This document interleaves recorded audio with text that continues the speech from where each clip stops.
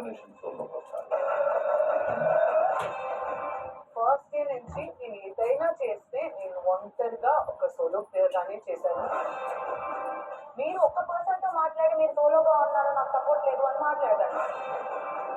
నాకు ఎలా బాండ్స్ ఉన్నాయో నాకు ఈ హౌస్ లో ఒక బాండ్ ఉంది. ఆ బాండ్ మీకు రాంగ్ అనిపిస్తే నేను ఏం చేయలేను.